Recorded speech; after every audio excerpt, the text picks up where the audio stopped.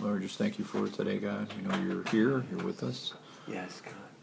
We just thank you for your presence forever with us, Lord. Yes. We stand in the Holy of Holies, Lord. Yes. We just pray, God, you would Lord, speak through me and speak to what you want. This isn't just about being, doing churchy things here and just reading the Word, but Lord, it's really about what's your plan, God.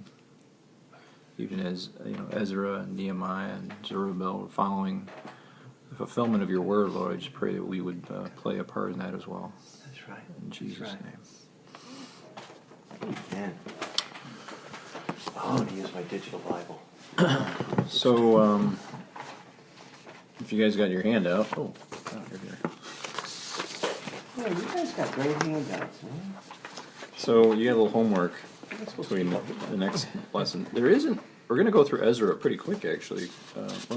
God stopped me at chapter 2 already, but you could technically get through it really quick, but you don't have to. And I felt God was just like, stop at chapter 2. I'm like, okay. Yeah, I actually would agree with what God told you, because it's I thought usually amazing. people stop at chapter 3. You could agree with God.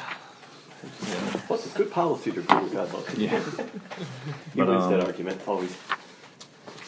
You got a timeline of events. We're going to be talking about Ezra. And Ezra was a teacher of the law and a scribe. The book of Ezra and Nehemiah sort of are together. I'm sure Pastor Michael helped me on this. I believe Ezra is really 2 books in one. Can be. Yeah. But they're written by Ezra. Ezra does not show up until chapters 7 to 10. Chapters 1 to 6 are really between Shezbazzar and Zerubbabel. So it's almost like you could almost put this in, chronologically speaking, because we just covered Nehemiah into 3 parts, chronologically speaking, in time, because we are in a way going back in time. Before, when we had Nehemiah, we studied Nehemiah about how he came back, built the wall. Again, being that sort of shepherd, looking out for making sure everybody's doing everything according to God's word, according to the law, and the celebration and so forth, the building wall. But just before that was the beginning, and all of this was done through 2, possibly 3. Like Persian kings. The first one will be Cyrus for this first dispatch, where it's the ending of the 70 years, where God says, okay, time to return. And then it's spoken of later on in throughout Nehemiah and Ezra of Artaxerxes. Now there were like more than one Artaxerxes, so just realize that. You kind of go through it. But I'm kind of giving you guys like a timeline. Nobody knows. I don't think anybody really knows the exact date, but it's been postularized. It's 536 BC-ish. Yeah, give or take. Give or take. It's nothing like, I got the exact date. Yep. So it kind of like set a prime number, so to speak. So you're going to see in this, in what we're going to go through today, which is Ezra 1, chapter 1, and chapter 2. This dispatch of Belshazzar, say his name right. Belteshazzar. Belshazzar. I'm not even try. Let me see. Where is it? Where's the name again? The date? No, the name of the verse. It's not. Should be Sheshbar. Sheshbar. Prince of Judah. No, Belteshazzar. Belshazzar. What verse I'm saying is it in? I'm not sure. Oh, there it is. Verse 8. Shezbazzar. That's it. Shezbazzar. Sheshbazzar? Sheshbazzar. Oh, no, Sheshbazzar. Sheshbazzar. Okay. Sheshbazzar. It just goes to show you don't ever name your kid Sheshbazzar. Prince of Judah. So you got pretty much these leaders that are dispatched to build the temple. And that's really where we're going to be kind of starting out. So imagine this almost like in three different parts. And the first part will be something that is separated by 61 years. So there is a temple they're dispatched to build a temple. They build it, and then all of a sudden troublemakers come along and kind of like stop, halt everything. And then eventually, 61 years later, Ezra shows up. Now, Ezra is we're going to get into Ezra next time, but Ezra is a scribe. He's a teacher. He was very respected. A lot of Jewish tradition considered him to be almost the second Moses. Good man of God. Great man of God. So you're going to see how he plays a part in bringing back and the reading of the law and so forth. It's not just building things, but doing it according to God's word. So he plays a part in that sort of respect. And then you got Nehemiah, who comes back with the wall. So you do have these kind of rough dates here, and you got the Book of Esther kind of squeezed in there too. But yeah, pretty much you can kind of get an idea as far as the timeline of events here. So anyway, this kind of covers, the promises of God, and motive. One of our motives being remembering the promises of God. Our motivation, so to speak, is the promises of God, and being reminded of the promises of God. So, as we kind of go through this, again, you're going to see two people kind of run the show here in the first couple chapters here, 1 through 6. Sheshbazzar and Zerubbabel. And Zerubbabel, the meaning of the name, so your main character, so to speak, means planted in Babylon. And it's basically refers to generation that was born in Babylonian captivity. So these are sort of like kids that have never seen their homeland. Even Ezra has never been there. He was never, because again, you're talking like 60 years later. He was definitely somebody that was never, that was basically from afar in captivity, reading about the Word of God and knowing the promises, even though he's never been there. So anyway, let's read Ezra 1:1 here. That's NASB. Oh, hold on. Sure. NASB. Okay, ready. Now in the first year of Cyrus, king of Persia, in order to fulfill the word of the Lord by the mouth of Jeremiah, the Lord stirred up the spirit of Cyrus, king of Persia, so that he sent a proclamation throughout all his kingdom, and also put in writing, saying, Thus says Cyrus, king of Persia, the Lord, the God of heaven, has given me all the kingdoms of the earth, and he has appointed me to build him a house in Jerusalem, which is in Judea. Now, this is really crazy, because as I was kind of reading through Ezra, it kind of reminded me, because I've always been, and I'm not bringing in my own history here, but I always wondering, is this president, is he evil, is this guy evil, who is he being puppeted by, and the reality is God kind of corrected me in the reality of not worrying about our leaders. We are to trust in our leaders. So many avenues, and I've heard this from really good men of God, those that rebel against government rebel against God. And it sounds kind of like, oh no, it can't be, they gotta, and you're going to read throughout this. It's really interesting, even in today's politics today, everyone's you're seeing this sort of rise against the king, you know what I mean? And it's the king that's been appointed by God. There's nothing you can. Well, even pagan kings, Nebuchadnezzar. Yeah. Even guys that were not exactly moral livestock. If you're ever concerned about, what is that leader doing? This is a really good vote of confidence, because it shows that God is literally, I'm going to go through some verses here, God is in control of all these leaders. He stirs the spirits, as you're going to see throughout what's spoken of in Proverbs.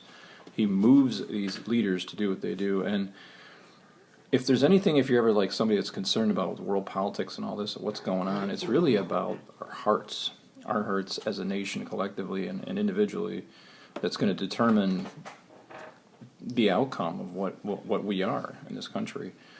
Because God stirs the hearts. He stirs hearts towards judgment, as he did with Nebuchadnezzar. He stirs hearts to leaders like Cyrus to restore the land. All to fulfill his word. And when we're referring to the word of Jeremiah, it's really weird when you read this. It's could you imagine somebody I don't know, and this is way off crazy, but someone like Putin saying like, "Oh, yeah, you know what God? Could you imagine something as crazy as that? Someone that's considered to be a villain, in many eyes, all of a sudden just kind of comes out of nowhere and proclaims, I'm doing this, the God of heaven, acknowledging that He created heaven, that this wasn't just a God, this was the God that created heaven, right? And it's basically, it's just amazing. Again, it kind of like a reminder and of the promise that God's in control and He can get anything done by anybody. No one can stop Him. Yeah. There's nothing holding God back from anywhere or any place on this nation right now as we speak. So we're always like, oh, well, will God ever get in the 1040 window? He's like, He's already there. He's already building His church. He's in Tehran. He's in China. Yeah, amazing. He's in India. In Iran. He's doing work right now. And nothing is stopping Him. No government is stopping Him. He's the one that stirs the heart of the government officials. So I think anything, there's a lot of encouragement throughout this, because it's a reality that, especially for us as a church today, that so much of what we look at today and we're like, oh gosh, if only the government would. It's like, what if we just concentrate on what God has to do, and anything is possible through Him. Amen. All walls can be broken down. There is nothing holding God back. The only thing holding Him back is us being prideful and disbelieving and like, oh, it ain't going to happen, they're going to do this. And this has been a rebuke as well as an encouragement, kind of reading through Ezra, because it really shows that all of the events around the world are all being orchestrated to fulfill God's word. And the word we're talking about is Jeremiah 25, 8 to 11. I'll read it. Therefore, thus says the Lord of hosts, because you have not obeyed my word, behold, I will send and take all the families of the north, declares the Lord, and I will send to Nebuchadnezzar, king of Babylon, my servant. There you go. And will bring them against this land and against its inhabitants and against all these nations round about. And I will utterly destroy them and make them a horror and a hissing and an everlasting desolation. Moreover, I will take from them the voice of joy and the voice of gladness, the voice of the bridegroom and the voice of the bride, the sound of the millstone and the light of the lamp.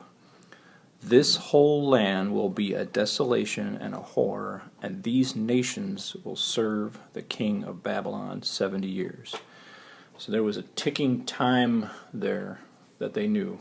There was that first promise in the midst of a declaration of judgment that they knew 70 years from captivity. Now there's a lot of debate upon what was the official date of captivity, because there was an invasion, there was a taking of Jerusalem, destruction of Jerusalem. And I'm not going to give you exact numbers on that. I'm sure Pastor Michael did what would the church commonly declare is like the beginning of the exile. Was there an event, or was it just a period of time? Well, the exile is usually lined up with the actual exile. The actual exile, yeah. That's what it seems like. It's physically when it starts, and prophetically is on the money as far as the duration of the exile and that stuff. So that's what they do. If that helps. So all they knew was there was this 70-year mark. Yeah. There was also, we're going to talk about later on, all these other promises that they were looking to from other prophets. Well, I want to say this though, Matt. Yes. What's interesting as the 70-year mark comes, it's not like a lot of the people even remembered it, you know what I mean, or counted on it. So God's even like restirring the pot, because He's the one that ordained the 70-year. You know what I mean? Like you said, that even in the exile, God's moving. Even as they're being judged for their sins, and He's going to exile them, deal with His children. It's God, like you were reading, starts stirring their hearts. It's pretty incredible. I'm just saying, but well, figure if God spoke a word to us right now, and it was a 70-year length of time.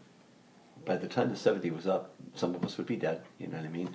Others of us would have been born during the 70, and it would be a legendary memory. So you know what I mean, when it's coming to a close, but there's the Lord stirring up the pagan king, stirring, you know what I mean. So anyway, just thought I'd add that. It's interesting though, because it just makes me think of how, even though I'm sure Ezra was young, it is this kind of youthful generation that he's kind of pulled in, and he brings in the old too. Yeah. The old and the young make it back. I'm sure they're old. So I think what's really crazy is the life expectancy back then was like 43, which is my age, 42. I'm like, that's kind of frightening. So yeah, it's so anyway, so again, they knew that they had a 70-year mark, and yet the story starts off 50 years from roughly the exile. So we're talking, I think this was like 605 was the exile beginning. They, there's different dates. They say ish. 605 BC was the exile beginning. So 50 years from then, 20 years shy of the promise of the end of this mess, things start to stir. Things are starting to be stirred up by God. So, so even like before even 70 approaches, the number hits the 50 years, just 20 years shy, things start moving. Again, the question you got to ask: why is this going on? It's to fulfill the word of God, according to Jeremiah. Yes.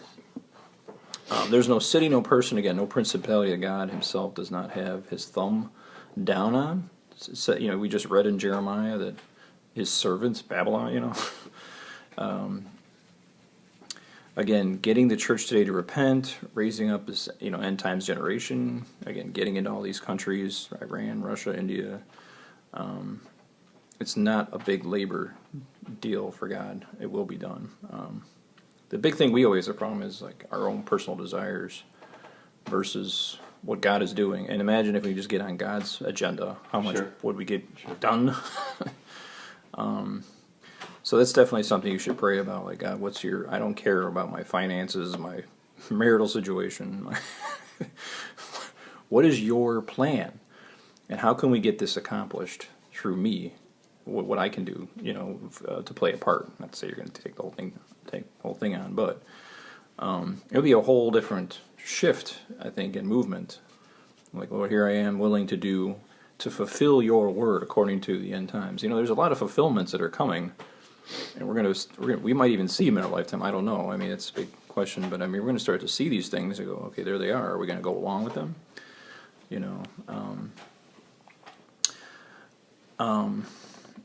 And again, I got a lot of these throughout my entire life. I've always been like, is this new president of ours? Can we trust him? I was just like, and it's funny because all through this thing, I rest upon that because, I have parents and so forth that are very, very. I was talking to my dad yesterday. I go, I'm not going to get emotionally involved in all of this, because God's ultimately in control.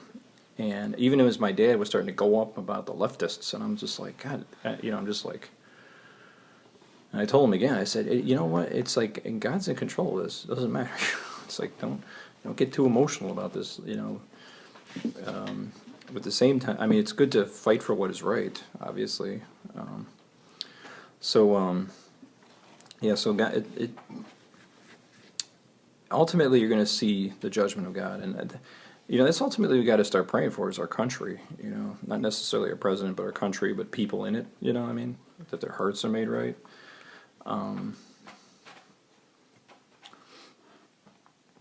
Okay, it matters with that. And again, what I was saying before is you're going to find that this was even the reality of what happened in Babylon. There was a declaration that just, hey, I'm not saying we should just, surrender our weapons to the Chinese or something. That's not what I'm saying. If God were to say, I'm going to judge you by this or that, but it's important to understand that when you rebel against God, it is rebelling against, you're rebelling against the government. You're like, I'm going to stop the government from doing this. It's like ultimately God is in control of all these things. And that's what happened in Babylon. God said, hey, just go into captivity. That's my plan. And that's a hard decision to be made. It's like, and those that didn't said, no, we're going to fight. And they ultimately got ransacked. I believe they got Egypt involved and they got slaughtered. So yeah, it's a pretty messy reality. 1 Peter 2:13-17. I'm just going to read it. Submit yourself for the Lord's sake to every human institution, whether to a king as a one in authority, or to governors as sent by him for the punishment of evildoers and the praise of those who do right. For such is the will of God, that by doing right you may silence the ignorance of foolish men. Act as free men, and do not use your freedom as a covering for evil, but use it as bond slaves of God. Honor all people. That's the one a lot of us have trouble with. love the brotherhood, fear God, honor the king. I always bring this up when my mom's crying about Trump. I go, it says to honor the king. It just drives her nuts. I just like, no, it says honor the king. It doesn't matter who it is. Even when it was Obama, I'm thinking, oh my gosh. So what the part that we always think is, what part of honor all people do we not understand? I mean, we really have to kind of keep that mindset as we kind of go through. Even in the way I think of how Daniel honored the king, may the king live forever. It's just the kind of things that just like meant to bring forth, and that's the love of God spoken through people, that God just wants people to repent, to return, to be that prodigal son running over the hill to the father who wants to throw the coat and kill the fatted calf. It's just, this is God's heart. So again, I'm not going to be worried about what's coming, what the evil whatever that's on its way, or it really kind of readjusted different understandings of like what we need to concentrate on, because ultimately, again, God, a lot of the world leaders, all the world leaders, are basically God's servants. The king's heart is in the hand of the Lord. As the rivers of water, he turneth it whithersoever he will. I did not. Proverbs 21, 1, 2. The king's heart is in the hand of the Lord. As the rivers of water, he turneth it wherever so he will. Every way of a man is right in his own eyes, but the Lord pondereth the hearts. So it's really a heart issue when you're worried about this or that, or government, being in control. But ultimately, even for our nation, if we don't get it right, God will raise up, just as he did in Jeremiah's day, the same thing. So concentrate on your hearts. That's what's important. Make sure your heart is with the Lord. If God were to really ponder your heart today, what would he see? Someone who truly loves God, that seeks after him. And again, if you're having a hard time in prayer, I felt this, pray to God to help you love him more. And it's nothing to be negative about. It's nothing God's going to kind of like brush away. He says, God's pondering your heart in that situation. He will most definitely pour out on you. I spent a lot of the last 2 months in some heavy prayer. It's really weird, because I'm just like, God, why with all these financial trials? I hate these things. And I'm thinking to myself, God, you want a medical trial? Yeah. Like, you think about it, financial trials are the easiest trials.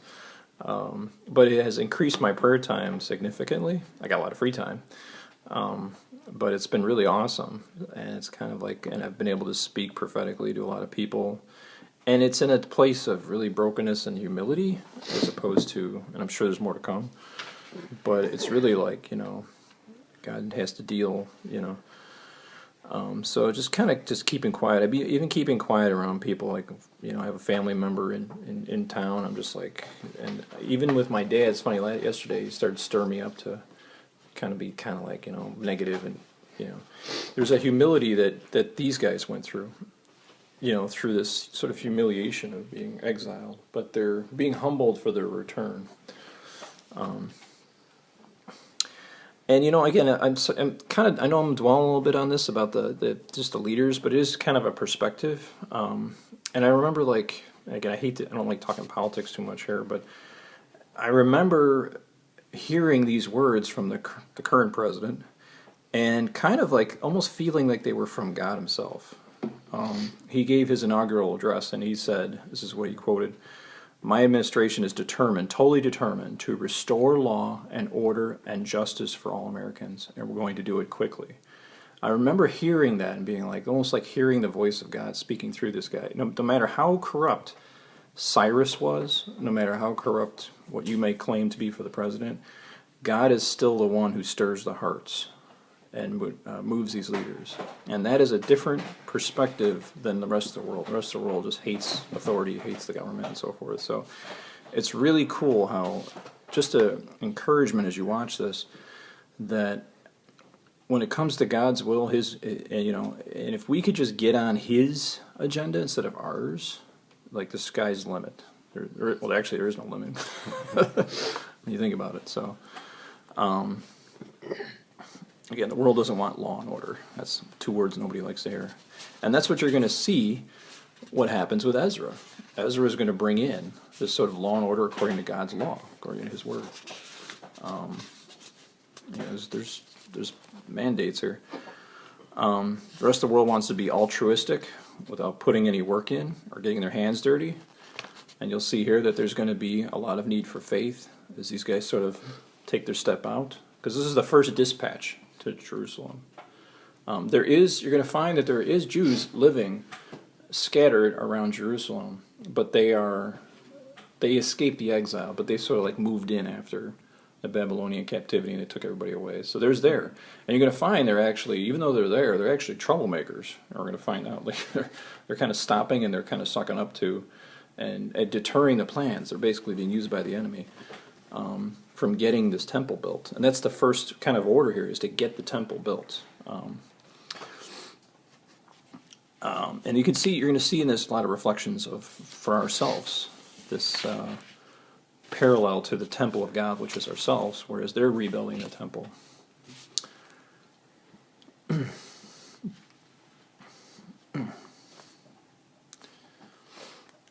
So again, the Lord stirs up the spirits, and then you can see that. Let's go ahead and read verse 3. Whoever there is among you of all his people, may his God be with him. Let him go up to Jerusalem, which is in Judea, and rebuild the house of the Lord, the God of Israel. He is the God who is in Jerusalem. And then it says, every survivor at whatever place he may live, let the men of that place support him with silver and gold, with goods and cattle, together with a freewill offering for the house of God, which is Jerusalem. This is a pagan king talking about things. If you really think about it, it's really crazy, because it's like this guy's saying, declaring, this is the God of heaven. This is him. Like these blessings towards the people of, these exiles. Bring them back.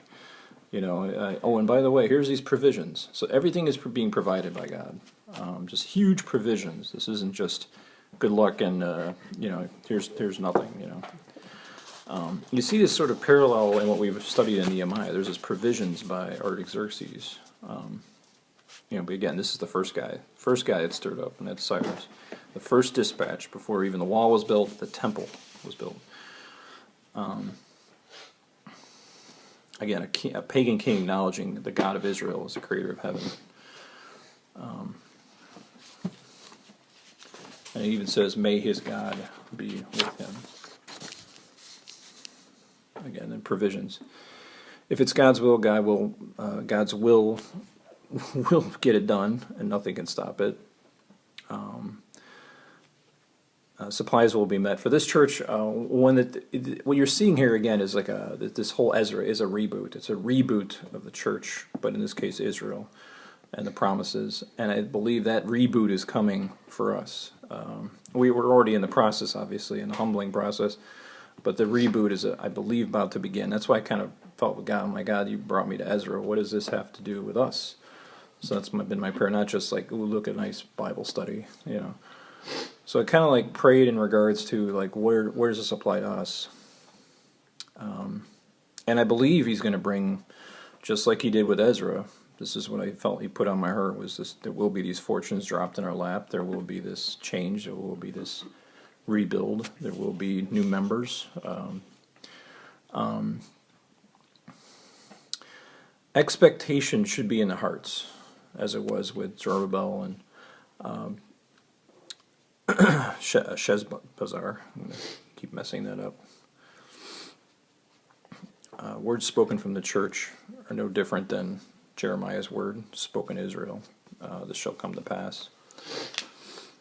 So verse 5, then the heads of the fathers' households of Judea and Benjamin and the priests and the Levites arose, even every one, and here it is, whose spirit God had stirred to go up and rebuild the house of the Lord, which is in Jerusalem, also known as the temple. Again, who is stirring up these spirits? It's God. And I think God is stirring up this, this end times generation here that's going to be moving with God, a generation that, didn't really spiritually live in the land of our forefathers, but is going to desire that that kind of bringing back of what God requires of us, that surrender. We need to ask ourselves as we kind of wake up every day in the morning, is like, God, stir our spirits. I think that's also a level of surrender to God. You could say what you want, but there are times when you wake up and you're like, God, do I really need to embarrass myself today? It's like, yeah, but because we are called to go out and we will be the foolish things of the world, and we will laugh at, we'll be mocked, but that's just part of who we are as Christians. But in the midst of that, God's going to move in power. You just have to have humility, and really it's having the heart of God. But that's going to come, if your heart is right with God, you will be driven to cry out, God, stir my spirits today. We're called to rebuke, all of the evil and all of the lies in this world. Whether it's I always call it the uncircumcised Philistine in our midst.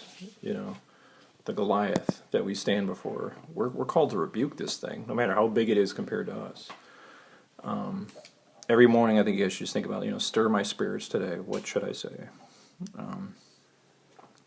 So verse 6 to 11, all those about them encourage them with articles of silver, with gold, with goods, with cattle, and with valuables, aside from all that was given as a free will offering.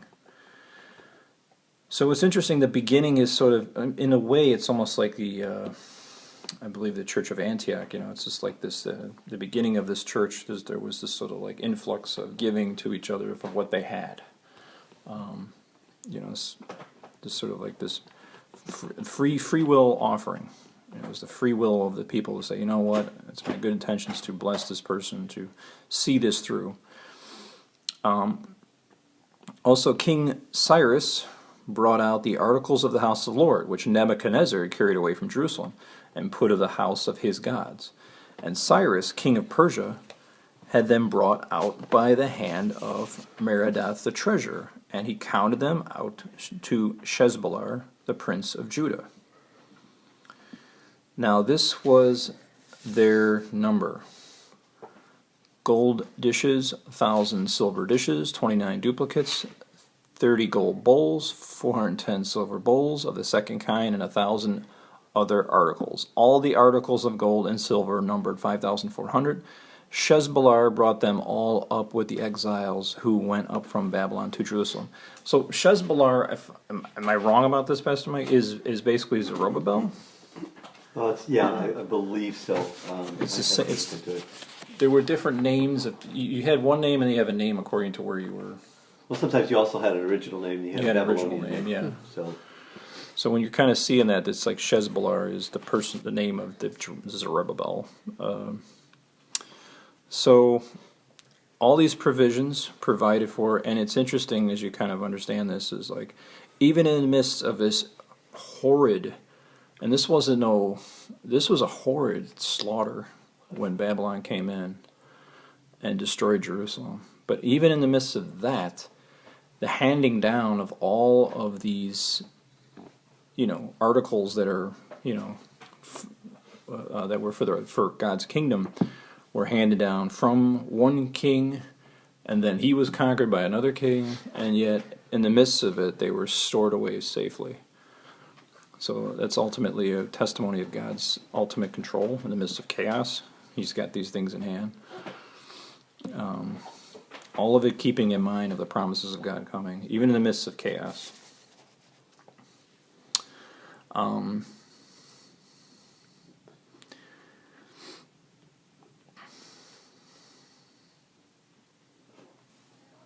Remember, God's not, when it comes to even our country, God's not pondering policies, He's pondering hearts.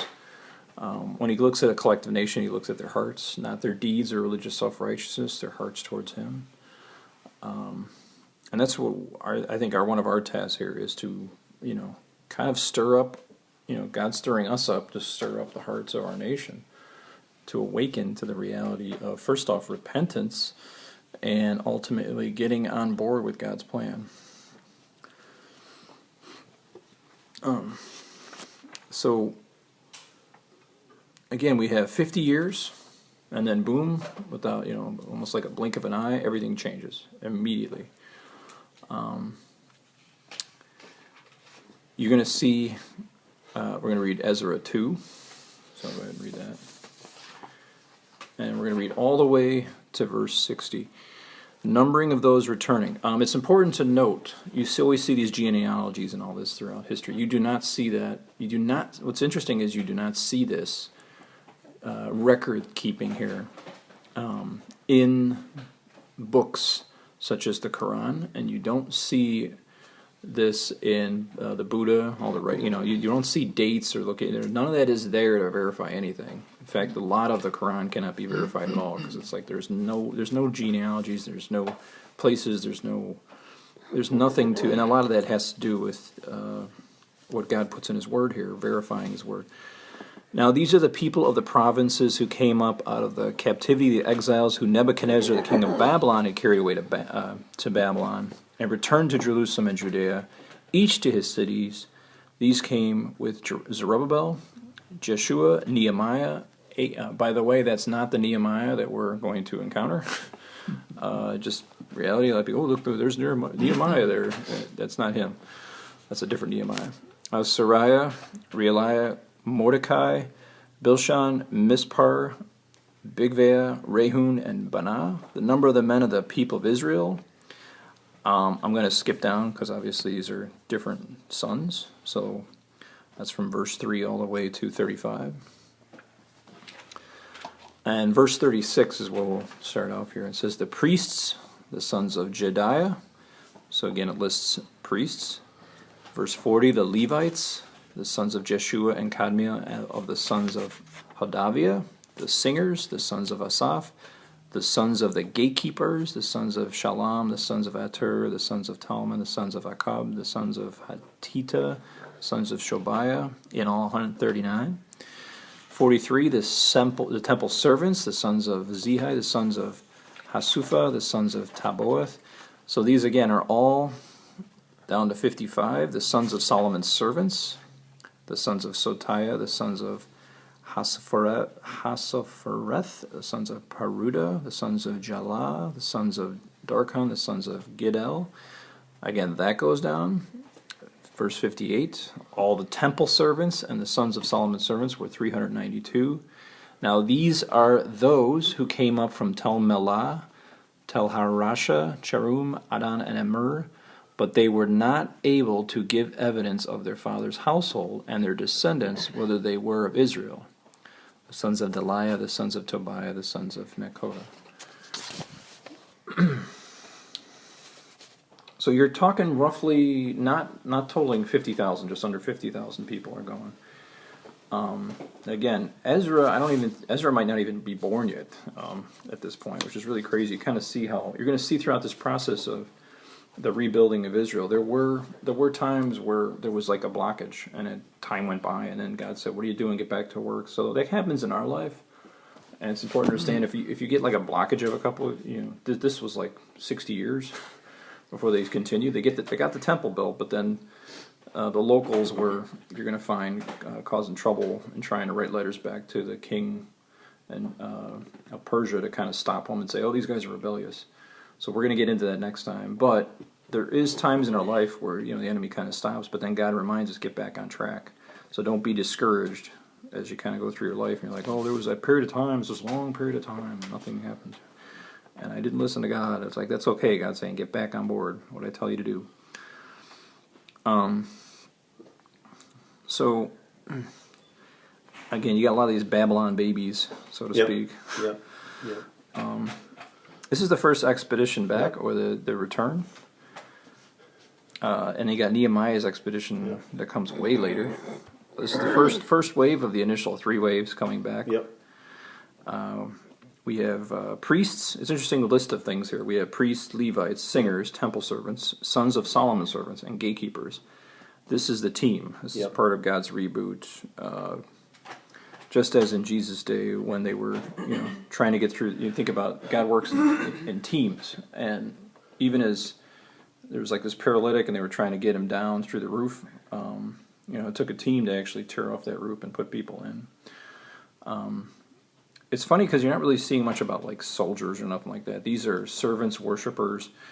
You're not seeing a military list here. You're seeing people that service the temple. And that's so important that the foundation was what the concern. It really wasn't really a concern about like, okay, we got to build our defenses.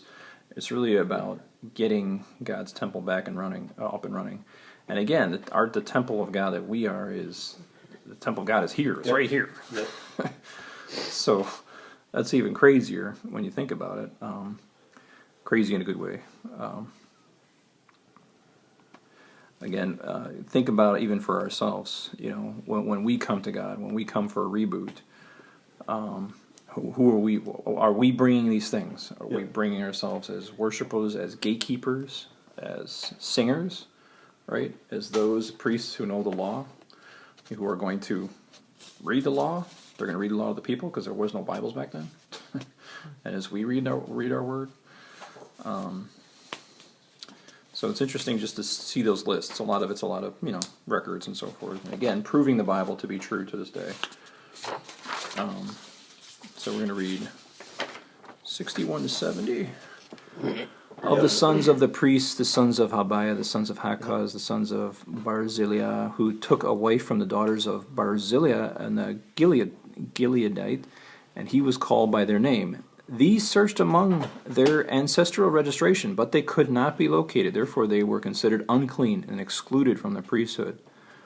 The governor said to them that they should not eat from the most holy things until a priest stood up from Urim and Thummim.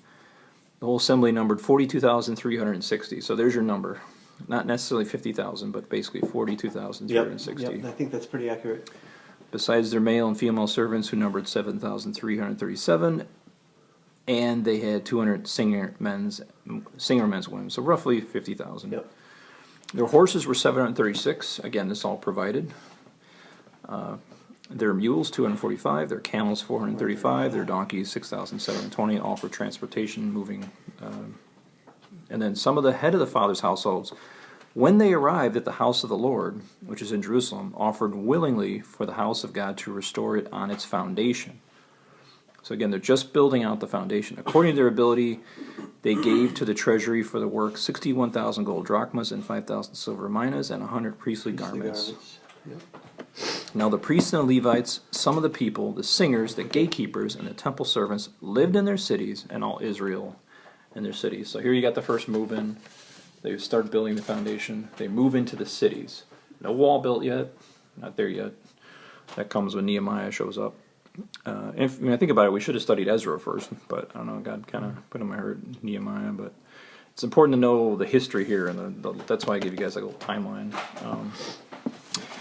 I kind of stopped there because God kind of brought in my heart what the message is really about, and that's the kind of covering the what sort of expectation at this time in history did the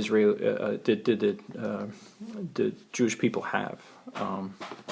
Remember, this is before Christ, BC, and they had specific scriptures, the prophets that had foreseen what is coming, and we have expectations that we seem to ignore throughout our life. Some people, they see end times as like this bad time. Oh, here comes the Antichrist. We're in trouble.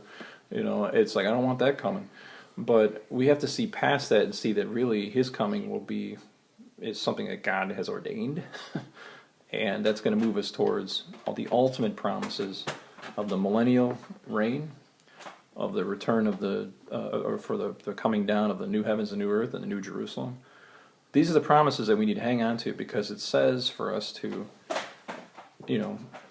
seek ye first the kingdom, to keep our minds on heavenly things. It's not that we're so heavenly minded we're no earthly good, but we have to keep in mind the promises of God. And I'm just going to, as we kind of close up here, I just want to read to you, go through a little bit of the promises of God that they had at the time. Okay, they had, 1, a future messianic king prophesied. 2, they had God's presence in the temple prophesied. 3, they had God's kingdom over the nations. That was prophesied. And then, finally, the oldest of promises to them, fulfillment of the promise of Abraham. So when it comes to Abraham, that's Genesis 12, 1 through 3. Go forth from your country and from your relatives and from your father's house to the land which I will show you, and I will make you a great nation. I will bless you and make your name great, and so you shall be a blessing, and you will bless those who curse you, and I will bless those who curse you, and the one who curses you I will curse. And in you all the families of the earth will be blessed, including us. Remember and hold on to expectations, and remember the promises. And I just want to cover a few of these. We're going to read, while you're on your way to Isaiah 11. Go ahead and jump to Isaiah 11. Again, you got to keep it in mindset. These guys don't have the New Testament. Isaiah 11. These are some of the promises they had. Some not fulfilled yet, even to this day. While you're on your way to Isaiah 11, I'll read Hosea 3 to 4. Again, this is what they're holding on to as they move their way towards, and they obviously make their way to Jerusalem and to the cities around Jerusalem. Hosea 3, 4. For the sons of Israel will remain for many days without king or prince, without sacrifice or sacred pillar, and without ephod or household idols. Verse 5, afterwards the sons of Israel will return and seek the Lord their God and David their king, and they will come trembling to the Lord and his goodness in the last days. So let's read Isaiah 11. And it's pretty much the entire thing. Righteous reign of the branch. Then a shoot will spring up from the stem of Jesse, and a branch from his roots will bear fruit. The Spirit of the Lord will rest on him, the Spirit of wisdom and understanding, the Spirit of counsel and strength, the Spirit of knowledge and the fear of the Lord. And he will delight in the fear of the Lord. And he will not judge by what his eyes see, nor make a decision by what his ears hear. But with righteousness he will judge the poor, and decide with fairness for the afflicted of the earth. And he will strike the earth with a rod of his mouth, and with the breath of his lips he will slay the wicked. Also righteousness will be a belt about his loins, and faithful the belt about his waist. And the wolf will dwell with the lamb, and the leopard will lie down with the young goat. And the calf and the young lion and the fatling together, and a little boy will lead them. Also the cow and the bear will graze, their youth will lie down together, and the lion will eat straw like the ox. The nursing child will play by the hole of the cobra, and the weaning child will put his hands on the viper's den. They will not hurt or destroy in all my holy mountain, for the earth will be full of the knowledge of the Lord, as the waters cover the sea. Then in that day the nations will resort to the root of Jesse, who will stand as a signal for the peoples, and his resting place will be glorious. Some of that's millennial, actually. Yeah. So this is stuff that hasn't even occurred yet, but this is still a promise that they had. Millennial reign when Christ returns.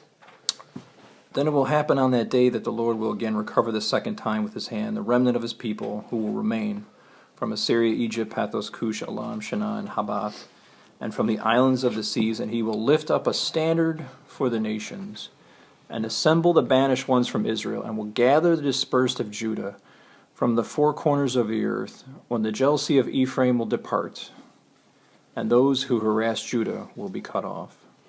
Ephraim will not be jealous of Judah, and Judah will not harass Ephraim. They will swoop down on the slopes of the Philistines on the west. Together they will plunder the sons of the east. They will possess Edom and Moab, and the sons of Olam will be subject to them.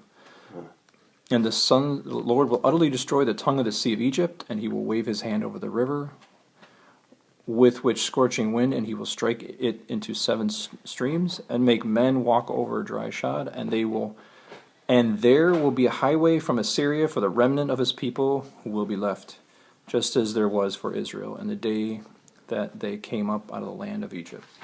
So there's a lot there. A lot of these promises, some again, millennial reign. There's also the entire book of Ezekiel 40 to 48 about the presence in the temple. There's Zechariah 2:6, for I declare the Lord will be a wall of fire around her, and I will be the glory in her midst. That's Zechariah 2:6. And just to close up here, they had promises of God's kingdom over the nations. Isaiah 2:11, many nations will join themselves to the Lord in the day and will become my people. Then I will dwell in your midst, and you will know that the Lord of hosts has sent me to you. The Lord will possess Judah as his portion in the Holy Land, and will again choose Jerusalem. That's a lot of information. Yeah. A lot Sorry, of guys. information, bud. Too much? Yeah, I mean, there's so much there to process, dude. It's Okay. not saying it's a lot of different stuff. So, All good, but just a lot. Just in conclusion, they did have a lot of promises. I thought maybe I went overboard there. So again, what we got to come down to is, again, this is all going to come to pass. Don't hold on to this world. Look to God's expectations. And we kind of end this. I just gave you some homework. I thought God was going to hurt, and there's not a lot there. It's not heavy reading, but read through the second one here. It's homework for next time. Just the promises that we have. John 3:16. And just between now and then, if you guys just want to go over. Yeah, 3 Revelation, John, Philippians, Romans 8. Yep. So it's just kind of keeping in 6, mind that 6 promises. be in remembrance of God's promises and reading them. So, unless there's anything you want to cover, Pastor Matt? Oh no, we can just close in prayer. That's good. Let's. Anybody got any questions on that? Yes, John. We're doing all 6 of these. How we're going to go through this? Yeah, I mean, it's just a reminder of. Yeah, just scriptures to look Yeah, at. just to look Scriptures at. to look at. There's 6 of them. All right. From John, well, that's, I don't, it's there. Yeah, 3 out of Revelations, Romans, Philippians, John, 3. And their promises, is all of them, is their promises. Some are millennial, but some are also, there's a lot in there to where there's some are for current, some are for future, some are for, But I think that's the whole point made, is their promises that we look to. And it's like people forget about them. And when we go on in Ezra, you're going to find that they forgot about them. That's why when the guys took foreign wives, that they were up in the coming chapters of Ezra, where they're repenting. So remember in Nehemiah where they get the book of the law and they get out and read it, and the guys are like repenting because they had forgotten all about the Lord. Both in Ezra's time, he was building the temple, Nehemiah was building the wall. It's 2 different phases. But yeah. God will bring promises. And the only thing I would add is God will bring promises sometimes. And the people of God will fall asleep and they'll forget. And reality becomes a memory, and memory becomes history.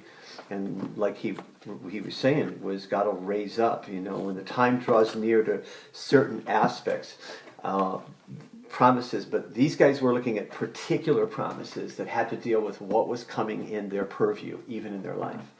They weren't necessarily reading, you know what I mean, all the promises, but there was to 70 weeks. They were seeing this, and as those were coming, God was awakening them. And like he said, there's a lot there that are good, that are promises of God. There's a lot that the body's going to wake up to again and start to see it. I got a lot of confidence from what he said in that, man. We fret and rant about, all this stuff, and, but instead keep our eyes on the Lord, who's really, you know what I'm saying, doing. He is going to bring it about. It's just like he says, 70 weeks we're up. Did you say it was 50? At 50 years he started, right? At 50 years he began to stir. Yeah, that's when I'm kind of working through the whole timeline how it leads up to 70. But he's doing it for 20, right? He's actually stirring them for yeah. That's powerful. That's powerful, man. Wow. But, yeah, so we're it's just good to have a good timeline on all these things. Yep. To understand where they all took place. But again, the building was the big thing is we're going to get into is the building of the foundation, and then ultimately of the temple itself. And you can start to see as God's people start to move, the enemy gets stirred up too and jumps up and says, "Okay," causes trouble, and that's our test of faith. Is are we going to be afraid of man? Yep. In this. Yep. There will always be the fear of man coming down to try to dissuade God's people to do God's will. So that's one of the first is sort of like these threats. So Just pray, your Father God, we just thank you for the message, God. Just pray as we kind of go through these scriptures, Lord, we're reminded of the promises, Lord, of what is to come. Lord, that we seek you first, your kingdom, God. That your kingdom's going to be coming down, Lord. This is all going to be burned up. You're going to have the New Jerusalem here, Lord. The promises that you have, Lord, you're preparing a place for us even to this day. It's going to be a whole different landscape than what we see. That we remind ourselves that we are pilgrims and we have a job to do here, Lord. And not to get too comfortable. So I just pray we can kind of help us, God, stir our hearts. Lord, stir our hearts, Lord, because we need to do the will of the Father. That's our food, God.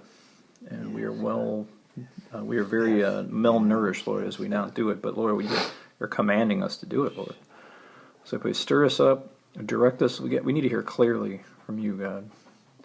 And not to question it, God. But we need to hear as clear as crystal. So I pray for clarity for everybody here as they go out throughout their days, Lord. Not to fear man, too, Lord. I fear my family relatives, like, what if I bring up God again? They're going to get angry. It doesn't matter, God. So I just pray, Lord, allow us to, again, just be used by you and to speak according to spirit, not according to flesh. To fulfill your will, Lord. Get us on board with your will. Your will is moving forward with or without us, Lord, and you wish to use us, so I pray we would just surrender to that, Lord, and then the delighting, even if you put on my heart, Lord, delight yourself in the Lord, and he will give you desires of your heart. Are we delighting in you? Nothing's moving forward if we don't delight in you, and you should be our delight above all, because all the other things really don't matter. So I just pray, Lord, that we would seek you, we would find you, Yes, God. Yes, and Lord, we would that we would just be stirred up, God. Yes, God. In Jesus' name.